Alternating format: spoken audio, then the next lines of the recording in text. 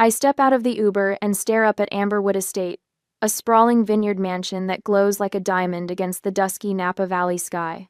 My olive green gown, the one I saved 3 months to buy, suddenly feels inadequate against the backdrop of such opulence. Crystal chandeliers sparkle through massive windows. Champagne fountains catch the last golden rays of sunset. A string quartet plays something classical that floats across manicured grounds. My sister spent $240,000 on her perfect wedding, and $0 to hide how much she despised me. I check my lipstick in my compact mirror, buying a moment before I have to walk in. The reflection shows what I've practiced. Composed, professional, unbothered. It's the face I've perfected through years of Sloane's little digs and big betrayals. Aria, you finally made it. Sloane glides toward me in a cloud of white silk and expensive perfume, her smile bright but not quite reaching her eyes. At 29, my little sister has mastered the art of the performance, especially when others are watching. Everyone, she announces to a nearby cluster of guests, her voice pitched to Carrie. This is my sister, Aria, my forever single sister. Mia. The guests titter politely. One older woman gives me a sympathetic smile that makes my stomach clench. She's always been career-focused. Sloane, stage whispers, loud enough for everyone within 15 feet to hear. Some women just aren't meant for love. So, I swallow the retort rising in my throat and force a smile. Congratulations, Sloane. Everything looks beautiful. The hostess directs me to my assigned seat. Table 14, tucked beside swinging kitchen doors where servers rush in and out. Each time they pass, my chair gets bumped, sending little ripples through my half-empty wine glass. I survey my table mates, 3 other singles who look as uncomfortable as I feel, and Great Aunt Martha, whose hearing aid whistles occasionally. Still being too picky about men, dear? Martha shouts, her voice carrying across 3 tables. Tick-tock. I take a long sip of wine instead of answering. Across the room, Sloane holds court at the head table, radiant in her designer gown. Our father Charles sits beside her, avoiding my gaze when I try to catch his eye. Mom gives me an apologetic glance before looking away quickly. A server bumps my chair again, harder this time. I steady my glass and think about the teenage Sloane who stole my prom date, Jason Miller, quarterback with kind eyes, while our parents said, "Let her have this one, Aria. You know how she gets." And I did. I knew exactly how she got. How she always got everything she wanted while I was expected to be the reasonable one, the one who stepped aside, the one who kept the peace. During dinner, Sloane taps her crystal glass and stands for a toast. Her speech is a masterpiece of thinly veiled barbs wrapped in sisterly affection. To my big sister, who's always been my role model, she says, raising her glass in my direction. Aria, who is so married to her career she forgot to find a husband. Laughter ripples through the crowd. I maintain my smile, though my cheeks ache with the effort. A woman at the next table whispers to her companion, just loud enough for me to hear. Poor thing. Later, as guests mingle during the cocktail hour, Preston Hale, investment banker, tennis player, and now my brother-in-law, spots me alone by the bar and waves me over to meet his family. This is Aria, Sloane's sister, he says. She runs marketing for that tech firm in Seattle. Before I can elaborate, Sloane appears, slipping her arm possessively through Preston's. This is my sister, she announces to his relatives, the family spinster. The crowd's reaction ranges from uncomfortable chuckles to outright pity. An older woman pats my hand. You still have time, dear, she assures me. Have you considered freezing your eggs? My niece did it last year. Others chime in with helpful suggestions about dating apps and mutual friends who are such nice men, also single. One woman asks if I've tried wearing more feminine colors than olive green. I nod and smile through it all, the way I've been trained to do, the way that's expected. When the photographer gathers everyone for family photos, he calls out for immediate family only and gestures me to step aside. I watch as my parents flank Sloane and Preston, beaming with pride while I stand awkwardly with the other guests, nursing a champagne I can't taste anymore. I retreat to the bathroom, lock myself in a stall, and press my forehead against the cool marble wall. My phone shows it's only 8:30. The reception will go until midnight. I slide off my heels, feeling the cold tile against my bare feet.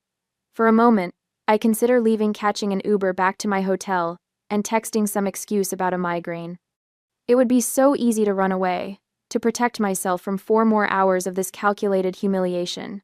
But that's what she wants. That's what she expects. I slip my heels back on and straighten my shoulders. 1 more hour, I promise myself. Then I'm gone. I'm heading for the restroom again when I hear Sloane's laughter, bright and brittle, coming from a small alcove off the main reception hall. The sound stops me in my tracks. Can you believe that dress? My sister's voice carries despite her attempt at a whisper. She thinks olive is her color. It makes her look like a sad, wilting plant. The bridesmaids' titters follow a chorus of agreement I've heard all my life. And wait until you see what I'm planning for the bouquet toss. Sloane continues. I'm going to aim it right at her, then have the DJ announce she's next, as if. My cheeks burn. I press myself against the wall, suddenly invisible in the hallway's shadow. You're evil, one bridesmaid says, but her tone suggests admiration rather than reproach. I made sure none of the cousins who actually like her are sitting anywhere near her, Sloane says, pride evident in her voice. Did you see her at that reject table? Priceless. The wound deepens when I spot the wedding planner passing by with a stack of place cards. I grab her arm, perhaps too firmly. Excuse me, I whisper. Was there a change to the seating arrangements? The wedding planner Jennifer, according to her name tag, glances around nervously. I'm not supposed to say anything, but... She pulls a discarded card from her portfolio. It reads, Aria Donovan, Table 3 in elegant calligraphy, Table 3, with my parents. Where family belongs. The bride requested last-minute changes this morning, Jennifer explains, sympathy softening her professional detachment. I release her arm, nodding my thanks as she hurries away. When I return to the reception, I watch my mother laugh at something Preston's father says. She catches my eye briefly, her smile faltering before she turns deliberately away. Around me, relatives who've known me since birth suddenly find their champagne glasses fascinating when I approach. Sloane has orchestrated more than a seating change. She's conducting an entire symphony of rejection. I slip through French doors leading to the garden, breathing in the night air scented with roses and expensive perfume. My feet hurt. My face aches from smiling. I kick off my heels, ready to walk barefoot to the parking lot, when something shifts inside me. This isn't about me. It's about her insecurity. The thought arrives with startling clarity. Every cruel comment, every orchestrated humiliation, they're not signs of Sloane's power but of her weakness. For the first time tonight, I don't feel hurt. I feel sorry for her. I slide my feet back into my shoes. I won't give her the satisfaction of driving me away. Not tonight. Act like you're with me. Go. The deep voice startles me. A man steps from the shadows of a nearby trellis, moonlight revealing a face I don't recognize. He's tall, with shoulders that fill out his tailored suit impressively, dark hair slightly ruffled by the evening breeze. Excuse me? I step back, hand clutching my small purse like it might somehow protect me. Bennett Walsh, he says, extending his hand. Preston's cousin from Boston. And you're Aria, the sister being systematically humiliated by the bride. His bluntness knocks me off balance. I don't know what you're talking about. I was having a smoke behind the rose garden when I overheard your sister talking to some of Preston's college friends. Bennett's expression hardens. She was describing in detail how she's been isolating you all evening. It was, he pauses, searching for the right word. Calculated. And you're telling me this because? Because no one should be treated that way, he says simply, especially by family. Something in his directness disarms me, but pride makes me lift my chin. I don't need rescuing. A smile tugs at the corner of his mouth. It's not rescue, it's justice. Big difference. Bennett studies me for a moment. Look, I'm not suggesting we storm the castle or make a scene. Just walk back in with me. Let people see you're not alone or defeated. Small victories. I consider his offer, weighing my options. Walking away would be easier. Safer. But the thought of Sloane's satisfaction when she realizes I've fled makes something stubborn flare in my chest. One condition, I say. Don't tell me how sorry you feel for me. I've had enough pity for one night. Wouldn't dream of it. The respect in his eyes feels unfamiliar but welcome. Ready? Bennett offers his arm, and after a moment's hesitation, I take it. His hand comes to rest respectfully at the small of my back as we approach the doors leading back to the reception. The warmth of his palm through the thin fabric of my dress steadies me in a way I hadn't expected. We enter together, and the shift in the room is subtle but immediate. Heads turn. Conversations pause. Sloane, holding court near the gift table, falters mid-sentence when she spots us. The cost of this moment hits me as we move through the crowd. I'm trusting a stranger when trust doesn't come easily. I'm playing a game I never wanted to join. But the confused expressions around us, the subtle recalculation happening behind curious eyes, there's a victory in that. It's small. It's costly. But as Bennett guides me toward the bar, his presence solid beside me, I feel the first ripple of changing perception among the wedding guests. Maybe that's enough for now. Bennett's hand rests at the small of my back as we return to table 14. I feel the gentle pressure, solid and reassuring, as we navigate through clusters of Preston's college friends. Their eyes follow us, curious about this unexpected development. Arya. Sloane's voice cuts through the chatter. She stands before us, champagne flute delicately pinched between manicured fingers, her wedding dress rustling as she shifts her weight. You two know each other? How interesting. Her tone suggests it's anything but interesting. It's accusatory. Bennett's hand remains steady against my back. We go way back, he says, his voice smooth as river stones. Arya just prefers privacy. I watch my sister's face transform, calculations running behind her eyes like an old computer processing new information. The story doesn't fit her narrative, and I can almost hear the gears grinding as she tries to recalibrate. Really? Sloane tilts her head, pearl earrings catching the chandelier light. Funny how you've never mentioned Bennett before. She turns to him with a brittle smile. And you've never mentioned my sister. Some connections don't need announcing, Bennett replies, pulling out my chair. As I settle at the table, Sloane leans closer, her perfume too strong, too sweet. When exactly did you two meet? Before I can answer, the DJ's voice booms through speakers. Ladies and gentlemen, in 15 minutes we'll have a special bouquet toss for all the single ladies. He pauses dramatically. Especially Arya Donovan. Where are you, Arya? Let's get you ready to catch that bouquet. A spotlight swings wildly around the room until it finds me. Guests turn, some smiling, others whispering. The heat of embarrassment crawls up my neck. Sloane straightens, victorious, and floats away toward Preston. My mother appears at my elbow, her silk dress the color of weak tea. Don't make a scene, dear, she whispers. It's her special day. After 33 years, I know the script by heart. Swallow the humiliation, keep the peace, be reasonable. I won't, Mom, I say, not looking up. Mother squeezes my shoulder and disappears back to the family table. Your mother seems concerned, Bennett observes, his voice low enough that only I can hear.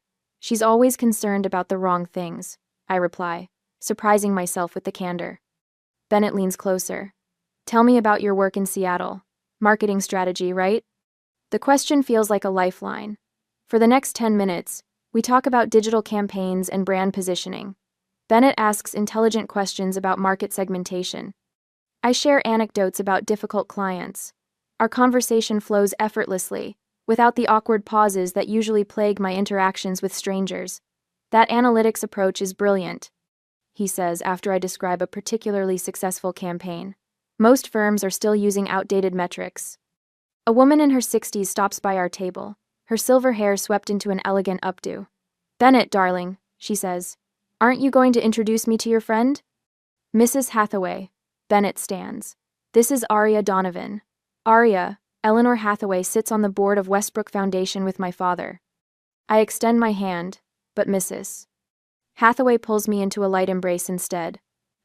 Any friend of Bennett's is a friend of mine, she says, her eyes twinkling with genuine warmth. How long have you two known each other? The question hangs between us, a test. Bennett and I reconnected recently, I say, the words coming easily.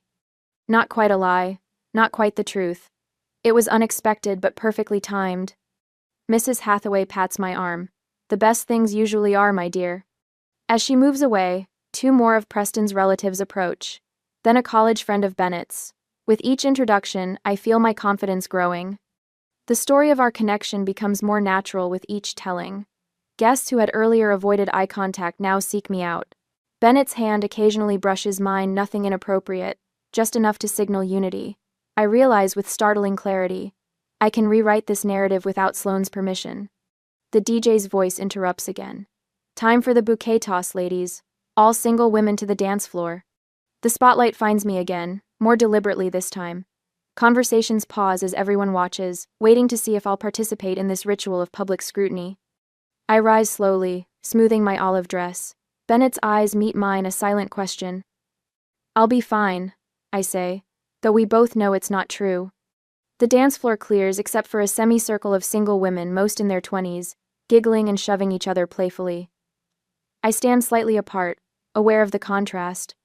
Sloane takes her position, back turned to us, bouquet raised. "Ready, ladies?" The DJ calls. 1, 2. Sloane spins around suddenly, her eyes locking on mine. The smile on her face turns predatory as she draws her arm back and throws. The bouquet arcs through the air, not toward the group of eager women, but directly at my face.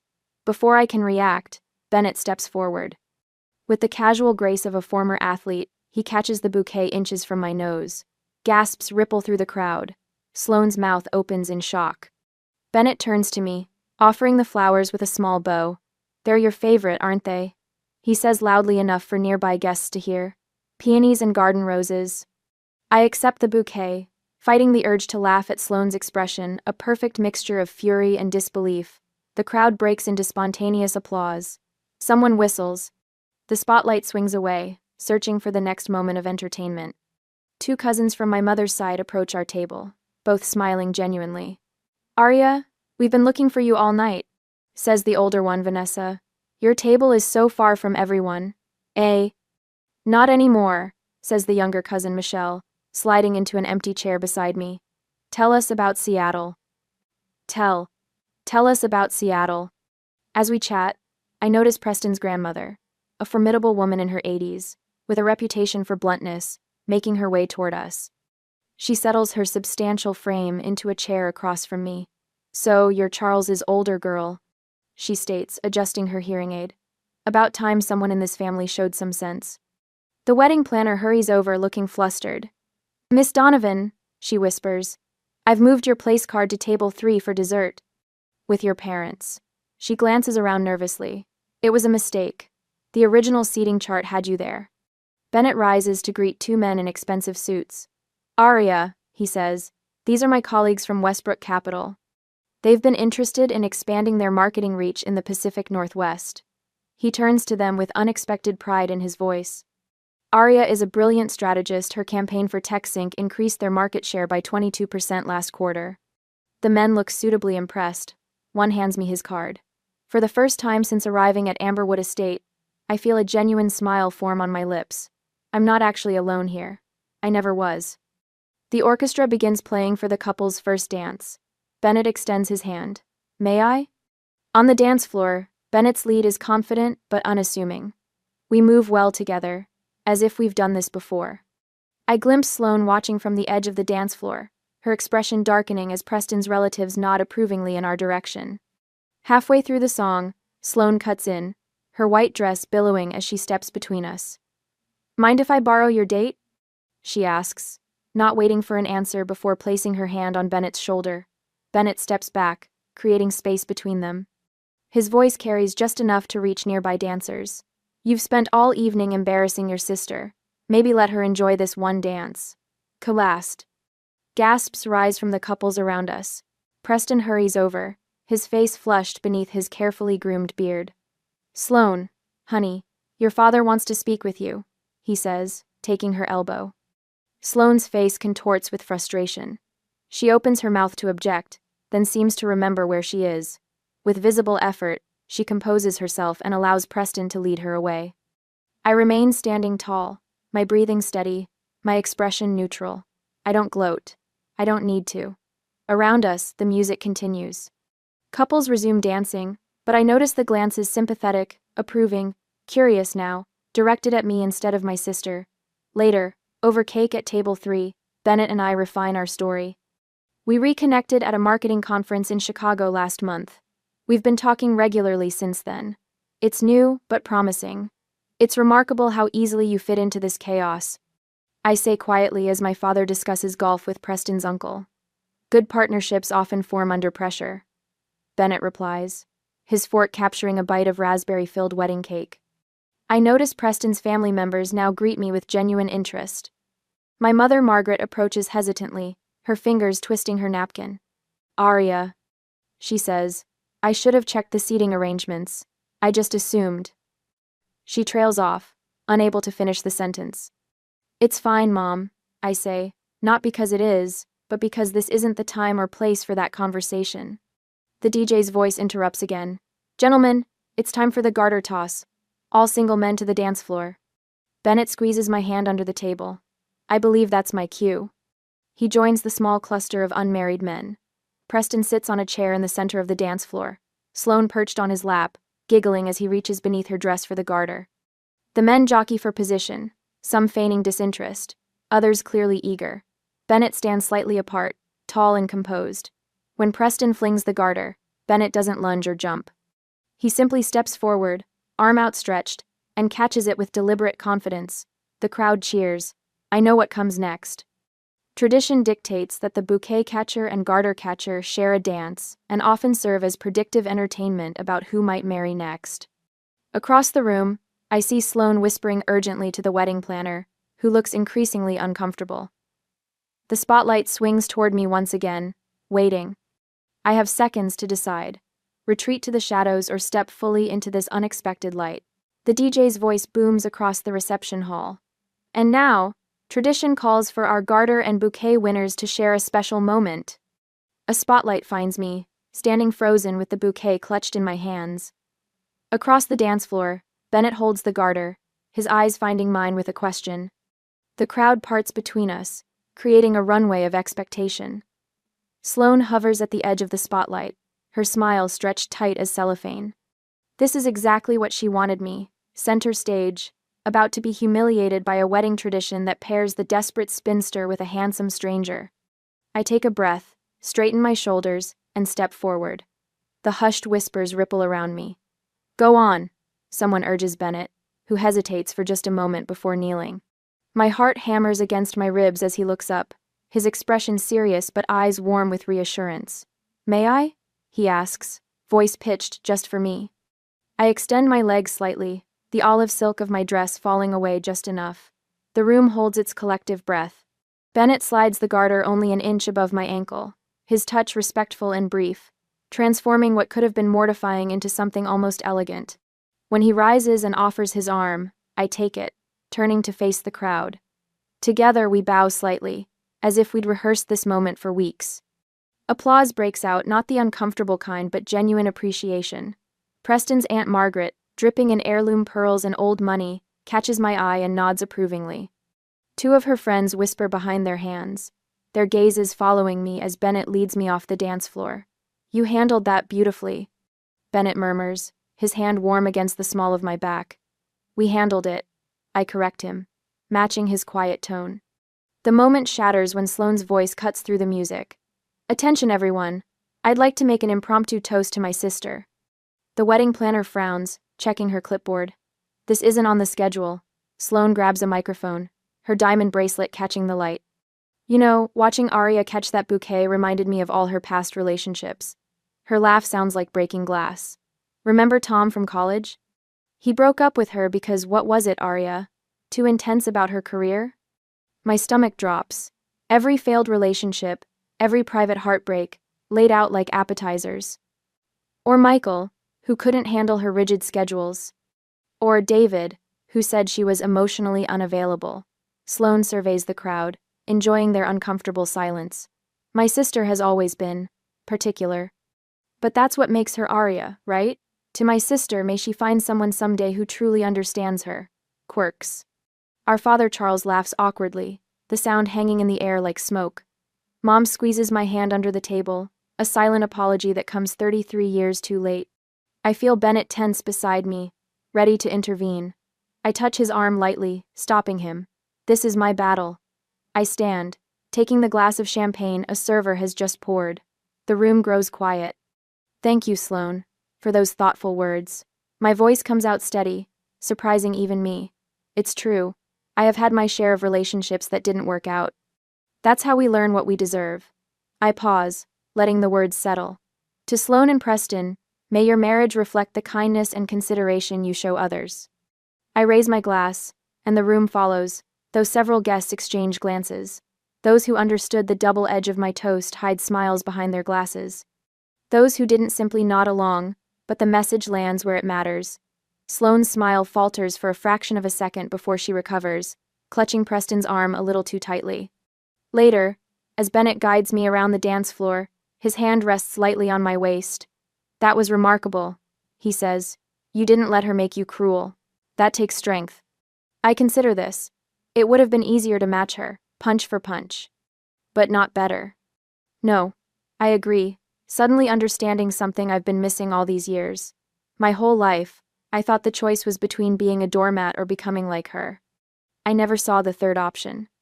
Which is standing my ground without becoming the thing I hate. The revelation settles into my bones, straightening my spine. My power isn't in making her small. It's in refusing to play her game. The song ends, but before we can continue, Sloane materializes beside us, her wedding gown rustling like angry whispers. "The photographer wants some sisters-only photos," she announces, already reaching for my arm. "By the fountain. Right now." I recognize the tactic: isolation, away from the protective buffer of witnesses, away from Bennett. But we're not in the school playground anymore, and this isn't 15 years ago when I would have obediently followed. "Actually," I begin, but Sloane cuts me off. "It's my wedding day, Arya. One photo won't kill you." The guests nearby watch this exchange, no longer pretending not to listen. Sloane's desperation is becoming obvious, her composure cracking like thin ice. Preston appears beside her, his hand coming to rest on her shoulder. "Honey, maybe we should greet the Andersons. They've been waiting to congratulate us." Sloane shrugs him off. "In a minute. This is important." "Sloane," our mother says, approaching with uncharacteristic firmness. "That's enough for tonight." Sloane's eyes widen in shock. Margaret Donovan has never said no to her youngest daughter, not once in 29 years. The shift is subtle but unmistakable. Like water seeking a new course, the evening's energy redirects. Two of Sloane's college friends approach me with questions about Seattle. Preston's mother, elegant in silver chiffon, invites me to the family brunch tomorrow. The wedding planner consults me about the timing of the cake cutting. Bennett stays close without hovering, his presence a warm anchor through it all. When he excuses himself to get drinks, Sloane's maid of honor leans in to ask about my marketing firm. By the time Bennett returns, I'm surrounded by people genuinely interested in my answers. Across the room, Sloane stands alone for the first time all evening. Her perfect makeup is smudged at the corners of her eyes, frustration seeping through the cracks of her composure. Two bridesmaids exchange concerned glances as they watch her down a glass of champagne. Preston takes her aside, his head bent close to hers, whispering urgently. She shakes her head once, twice, then nods reluctantly. Mom approaches me, her fingers twisting her wedding band the way she does when she's nervous. "Arya, she begins, then stops. I should have said something sooner. Not just tonight, all these years." Before I can respond, Dad appears, rocking back on his heels the way he does when he's uncomfortable. "Your sister's just high-strung today," he offers, the familiar excuse falling flat against the evening's revelations. I look past him to where Sloane stands, her white gown gleaming under the chandeliers. For the first time, I see her clearly not as the sister who torments me, but as someone so afraid of being overlooked that she'll destroy anyone who might outshine her.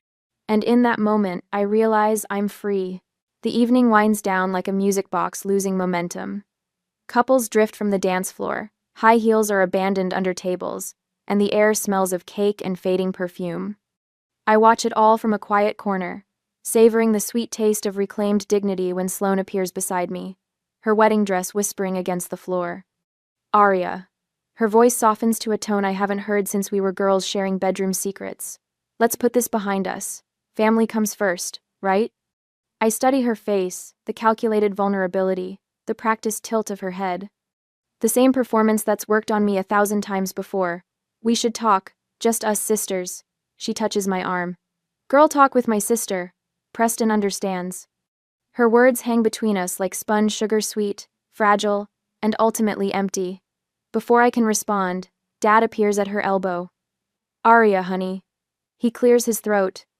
"Maybe smooth things over for the family photos? The photographer wants a few more of you girls together." Mom hovers behind him, her eyes pleading. Just forgive her, she whispers. You know how she gets. The familiar weight of expectation settles on my shoulders. Relatives watch from nearby tables, their attention a physical pressure. Will Arya cause a scene? Will she ruin Sloane's perfect night? 20 years of conditioning pushes me toward the path of least resistance. The wedding planner's voice cuts through the tension. Ladies and gentlemen, we'll be having the last dance of the evening in 5 minutes. Sloane's fingers tighten around my wrist. Come on, we need sister pictures before Bennett whisks you away. Bennett. The thought of him steadies me, but he's nowhere to be seen. Across the room, Preston's father has cornered him in what looks like an intense business discussion. His eyes meet mine, briefly apologetic before returning to the conversation. Perfect timing, Sloane says, following my gaze. Let's go while he's busy. She pulls me toward the waiting photographer, who positions us against the backdrop of twinkling lights. Sloane drapes her arm around my waist, her smile dazzling. The camera clicks. Another, she commands, closer this time. I feel myself slipping back into the old pattern, accommodating, appeasing, disappearing. The decision crystallizes in my mind like ice forming on a pond. I'm happy to take one photo, I say, my voice quiet but firm. Then I need to find my date. Sloane's smile falters. But we've barely had any sister pictures. Last dance of the evening, everyone. The DJ's announcement booms across the reception. I turn away from Sloane mid-sentence, heart hammering against my ribs. The crowd shifts, couples moving toward the dance floor. For a moment, I stand alone, uncertain. Then Bennett is there, hand extended, appearing exactly when needed, like the final piece of a puzzle clicking into place. May I? He asks. Relief washes through me. Yes. We move toward the dance floor as the first notes of "At Last" fill the air. Sloane tries to follow, but the crowd closes around us like water. From the corner of my eye, I see Preston's grandmother, a formidable woman in her 80s, intercept my sister with a firm hand and what appears to be an urgent conversation. Bennett's hand settles at the small of my back, warm and steady. I saw her coming for you, he says softly. Figured you might want an exit strategy. How did you know? His eyes crinkle at the corners. I recognize the patterns immediately. My mother was the same way with my aunt, competitive, manipulative, always needing to be the center of attention. The revelation stuns me. So this wasn't just random chance? He shakes his head. I saw how she treated you from the moment you arrived. The seating, the bouquet toss, classic moves of someone who builds themselves up by tearing others down. We turn slowly, other couples becoming a blur around us. I thought you were rescuing me, I admit. No. His voice drops lower. This was alliance, not rescue. You were responding to her tactics with such grace. All you needed was someone to witness it, to acknowledge it. The rest you did yourself. My throat tightens. All evening I'd thought Bennett was protecting me, but he'd been partnering with me instead, a crucial difference I hadn't recognized until now. Look around, he says.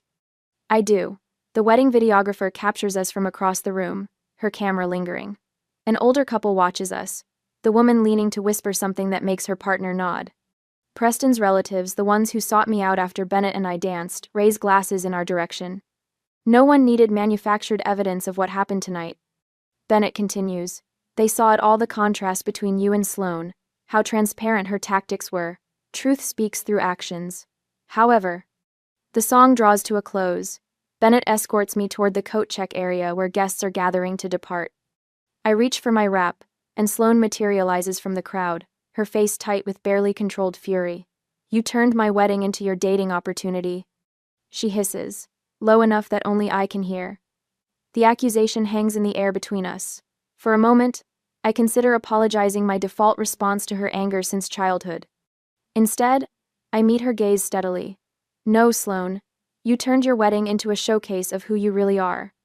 I don't raise my voice. I don't match her intensity. I simply speak the truth that has been waiting all these years to be said. Her face flushes. She opens her mouth to respond when Bennett appears at my side, my coat draped over his arm. Ready to go, Arya? He asks. Sloane looks between us, something unreadable flickering across her face before she turns and walks away. Outside, string lights illuminate the path to the parking area. Our breath forms small clouds in the night air. Bennett walks me to my car, our steps crunching on gravel, wedding sparklers being lit in the distance, casting golden light across our faces. Was this just about surviving tonight? He asks, stopping beside my rental car. I pause, considering the implication of his question. Behind us, the sparklers trace light patterns against the dark sky. Laughter and music spill from the venue. The night feels full of possibility rather than defeat. My answer hangs in the balance between a temporary alliance and something more meaningful, something with roots that might grow beyond this single evening of shared strategy and unexpected connection. I look up at him, no longer feeling the need to run. 3 months later, I stood by the window of my Seattle apartment, phone pressed to my ear, watching the skyline transition from amber to indigo. The Space Needle glows against the darkening sky, a beacon I've come to see differently these past 3 months. I made reservations at that waterfront place you like for tomorrow. Mom says, her voice tentative in a way that still surprises me. Unless you'd prefer somewhere else? That's perfect, I answer, letting the silence breathe between us. Mom clears her throat. I've been talking about things in therapy, about Sloan, about you. A pause. I should have protected you more, Arya, all those years. The old me would have rushed to ease her guilt, to make this moment less uncomfortable. Instead, I watch a ferry crawl across Elliott Bay, its lights a string of pearls against the water. We're finding better ways now, I say finally, meaning it. My phone vibrates with an incoming text. Sloane's name appears with her familiar passive-aggressive check-in. Just wondering if you're still upset about the wedding? You barely respond to my texts these days. 3 months ago, this message would have triggered an immediate response, a careful negotiation to avoid further conflict while sacrificing another piece of my dignity. I set the phone on the windowsill without replying. I'll answer later, on my terms, when I'm ready. The realization settles over me like the twilight over the city. I no longer need her approval to feel complete. Mom, I should go. Bennett's flight gets in at 8. I say, smiling at the thought of seeing him. What began as weekly calls evolved naturally into weekend visits between Seattle and Boston. Not a rescue, as he'd insisted that first night, but a partnership built on mutual respect. He's good for you. Mom says, her voice warming. I see how you stand taller when he's around. It's not just him, I correct her gently. I stand taller because I finally decided I deserve to. After we hang up, I move through the apartment, straightening cushions that don't need straightening. This morning, Jessica from my team had lingered after our meeting, twisting her wedding band nervously. My sister keeps undermining me to our parents. She'd confided, eyes downcast. I don't know how to make her stop without blowing up the family. I recognized the exhaustion in her voice, the weight of always being the reasonable one. Boundaries aren't walls, I told her, speaking from a place of hard-won understanding. They're defining what's acceptable, what you'll participate in, and what you won't. The grateful surprise in her eyes, I never knew it could be different, felt like purpose emerging from pain. The doorbell chimes. Bennett stands in the hallway, overnight bag slung over his shoulder, grinning that slightly crooked smile that first appeared under garden lights a year ago. Traffic from the airport was brutal, he says, setting his bag down and pulling me into a hug that smells of coffee and cold air. Later, we stand on my balcony, his arm around my waist as we watch the city lights multiply against the night. The small velvet box from dinner sits open on the coffee table inside an emerald surrounded by tiny diamonds, chosen because green is actually your color, despite what anyone says. Did you see Sloane's card arrived? He asks, nodding toward the envelope propped against a vase of lilies. Her congratulations, the first genuine communication since the wedding, had surprised us both. The note was brief but lacked her usual barbs, almost as if written by someone trying to remember how normal sisters speak to each other. 70 guests, like we planned? Bennett asks, changing the subject to our vineyard wedding next spring. I turn in his arms, facing the question I know is coming. Should we invite Sloane? The night air carries the scent of rain and possibility. I think of the woman who tried her hardest to humiliate me, and the woman I've become because of, or perhaps in spite of, that night. Yes, I answer. Not because I've forgotten, but because I've grown. Bennett kisses my forehead, understanding in the gesture. My sister once tried to make me feel small, I say, looking out at the glittering city. She only succeeded in showing me how big my life could be without her approval. Inside, I slip off my heels and pad barefoot across the cool hardwood, no longer running from anything, especially not myself.